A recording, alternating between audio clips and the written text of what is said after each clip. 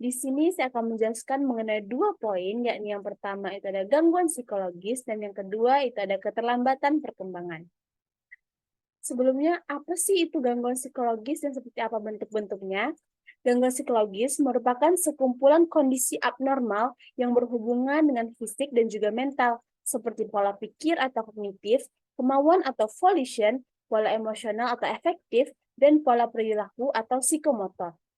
Ada banyak sekali bentuk-bentuk gangguan psikologis, seperti bipolar, depresi, gangguan kecemasan, dan masih banyak lagi. Apa itu bipolar, apa itu depresi, dan apa itu anxiety atau gangguan kecemasan? Bipolar disebabkan oleh perubahan suasana hati yang sangat ekstrim. Kondisi ini juga membuat fluktuasi tingkat energi dan aktivitas yang dapat membuat kehidupan sehari-hari menjadi terasa sangat sulit. Ciri-ciri penyakit bipolar ditandai oleh perubahan suasana hati yang ekstrim dari tingkat tinggi ke rendah atau sebaliknya, yaitu dari rendah ke tinggi. Tertinggi adalah periode mania, sedangkan terendah adalah periode depresi. Depresi sendiri merupakan gangguan mood yang menyebabkan perasaan sedih dan kehilangan minat yang terus-menerus. Depresi mempengaruhi cara seseorang merasakan, berpikir, dan berperilaku, serta dapat menyebabkan berbagai masalah emosional dan juga fisik. Depresi dapat dipecah menjadi beberapa kategori tergantung pada keparahan gejalanya.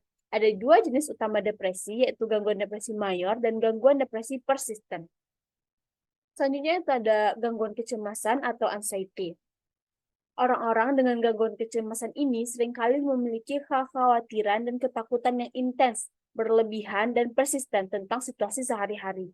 Gangguan kecemasan termasuk gangguan kecemasan umum, gangguan panik, gangguan kecemasan sosial, dan fobia spesifik. Perasaan cemas dan panik ini tentu mengganggu aktivitas sehari-hari dan bisa sulit untuk dikendalikan. Yang kedua, yakninya keterlambatan perkembangan. Sebelumnya, apa sih itu perkembangan? Menurut Harlock 1980, perkembangan merupakan serangkaian perubahan progresif melalui proses pendewasaan dan pengalaman. Perkembangan dikaitkan dengan perubahan kualitatif dan juga kuantitatif. Ini dapat didefinisikan sebagai serangkaian perubahan teratur dan koheren yang progresif. Progresif berarti perubahan itu langsung, maju, dan tidak mundur. Keteraturan dan konsistensi menunjukkan bahwa hubungan aktual antara perubahan yang terjadi dan yang mendahului dan yang mengikutinya. Harlock 1999. Perkembangan pribadi manusia ini terjadi sejak pembuahan hingga kematian.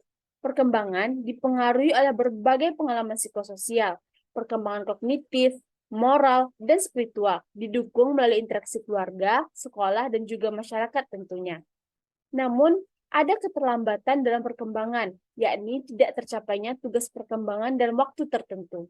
Tugas-tugasnya diantaranya itu perkembangan keterampilan motorik kasar seperti berjalan, berdiri, dan keterampilan motorik halus seperti menulis. Yang kedua ada perkembangan emosional atau sosial seperti bersosialisasi dengan orang lain. Yang ketiga ada perkembangan kognitif seperti ingatan, logika, dan juga kecerdasan. Selanjutnya itu ada perkembangan bicara dan bahasa dan fungsi kehidupan sehari-hari. Memang ada banyak sekali penyebab terjadinya keterlambatan perkembangan ini. Namun ada satu yang paling populer, yakninya sindrom Down atau yang lebih kita kenal dengan Down syndrome. WHO sudah memperkirakan bahwa setidaknya ada 8 juta orang di dunia ini menyandang Down syndrome. Down syndrome sendiri disebabkan oleh kelebihan materi genetik pada anak-anak, menyebabkan keterlambatan perkembangan fisik dan juga mental. Biasanya, seseorang menerima 21 kromosom dari ayah dan 21 kromosom dari ibu, yang artinya bila digabungkan menjadi 46 kromosom. Namun, anak dengan Down syndrome adalah kondisi genetik di mana jumlah kromosom 21-nya meningkat, sehingga jumlah total kromosomnya menjadi 47. Penyakit ini tidak dapat dicegah karena merupakan kondisi genetik, tapi dapat dideteksi sebelum anak lahir. Kondisi anak Down syndrome bisa berbeda-beda. Ini dipengaruhi juga tentu oleh banyak hal, seperti ras, suku bangsa, warna kulit, dan masih banyak lagi. Baik, sekian materi dari saya. Terima kasih. Poin selanjutnya yaitu gangguan kepribadian. Gangguan kepribadian atau personality disorder merupakan suatu kondisi ketika seseorang yang memiliki tingkah laku ataupun pola pikir yang tidak sehat. Seseorang yang mengalami gangguan kepribadian, maka ia akan sulit untuk melakukan interaksi sosial ataupun bergaul dengan orang lain. Dan gangguan kepribadian ini bisa mulai muncul pada fase kanak-kanak, remaja, hingga berlanjut ke fase dewasa.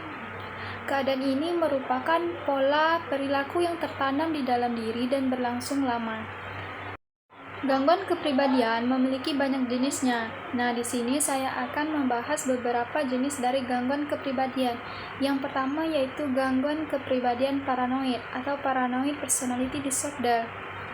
Merupakan suatu gangguan kepribadian yang didominasi oleh rasa ketidakpercayaan atau rasa curiga yang cukup tinggi terhadap orang lain. Orang yang mengalami gangguan kepribadian ini biasanya sulit untuk diajak bergaul ataupun bersosialisasi ataupun melakukan interaksi-interaksi sosial, dan juga mereka ini cepat marah. Yang kedua, gangguan kepribadian skizotipal atau schizotypal personality disorder merupakan gangguan kepribadian yang membuat pengidapnya tidak nyaman untuk menjalin hubungan dekat atau berinteraksi dengan orang lain. Orang dengan kondisi ini seringkali pemikirannya tidak bisa dipahami atau tidak biasa, tidak wajar, seperti penyimpangan pola pikir atau persepsi dan perilaku yang eksentrik, aneh gitu. Yang ketiga yaitu gangguan kepribadian skizoid atau schizoid personality disorder, merupakan suatu pola kepribadian yang ditandai dengan pemisahan diri dari pergaulan sosial dan menyempitkan ekspresi emosional.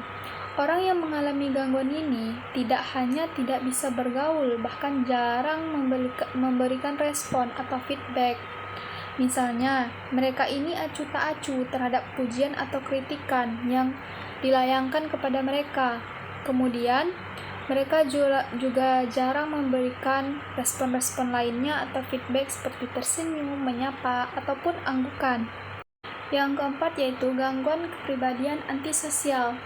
Gangguan ini merupakan suatu kondisi di mana penderita menunjukkan kurangnya rasa hormat terhadap orang lain.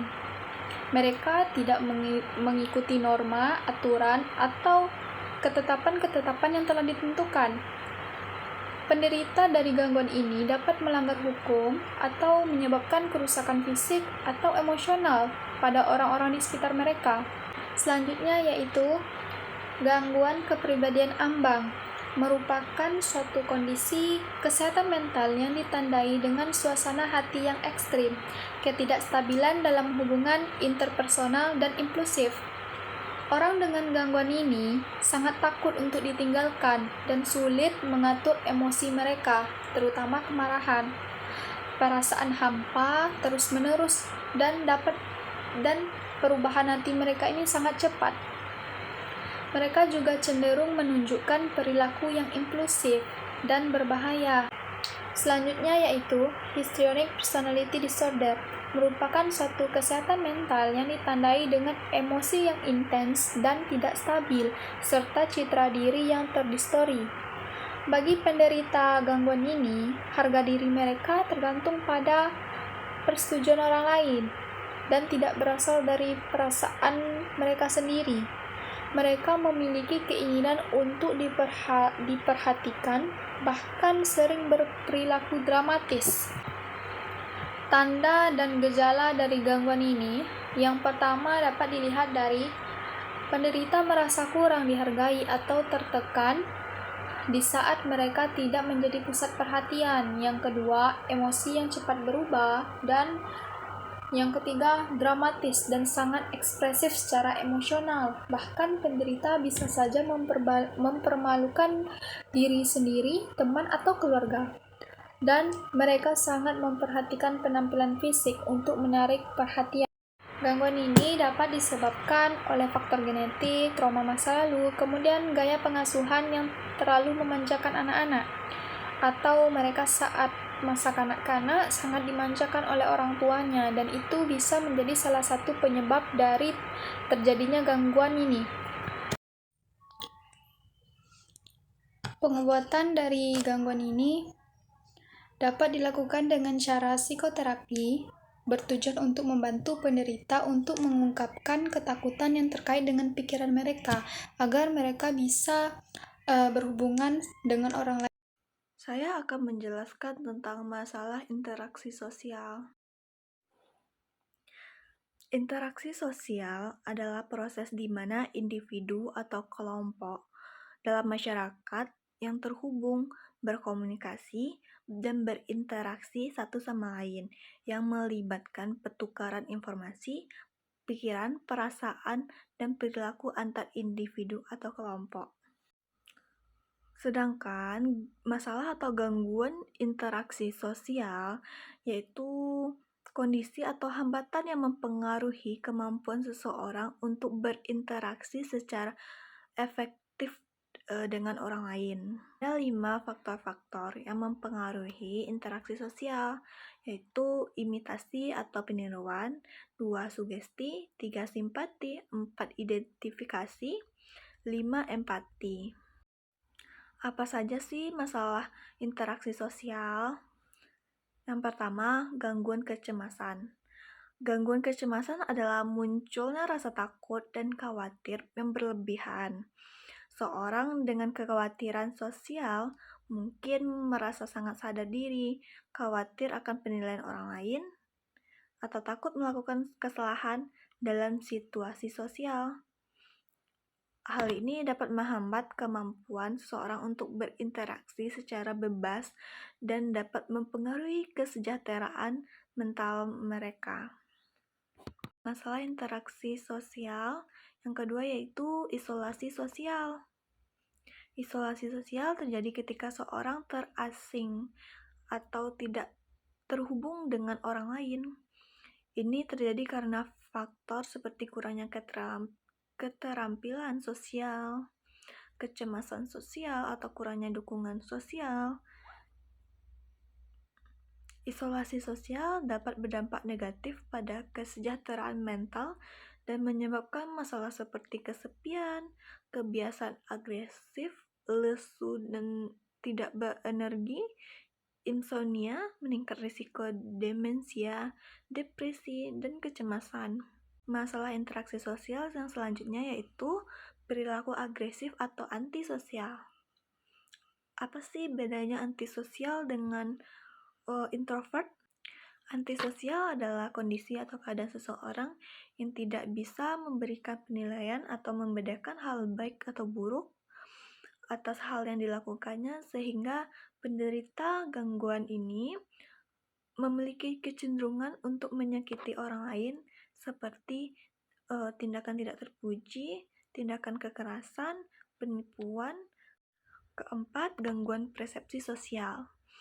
Gangguan persepsi sosial mempengaruhi cara seseorang memahami dan menafsirkan informasi sosial.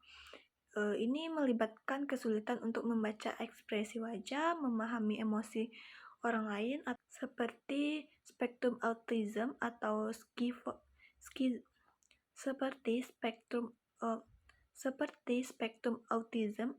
skizofrenia yang menyebabkan penderita mengalami halusinasi, delusi, atau waham. Yang kelima atau yang terakhir dari gangguan interaksi sosial yaitu gangguan komunikasi. Gangguan komunikasi seperti gangguan bahasa atau gangguan pragmatik bahasa dapat mempengaruhi kemampuan seseorang untuk berkomunikasi secara efektif. Contohnya ketika mengalami social awkward, artinya kamu kesulitan memahami norma sosial di masyarakat, terkadang sulit untuk berkomunikasi secara jelas yang membuat semua orang tidak nyaman dan mungkin diri sendiri tidak nyaman.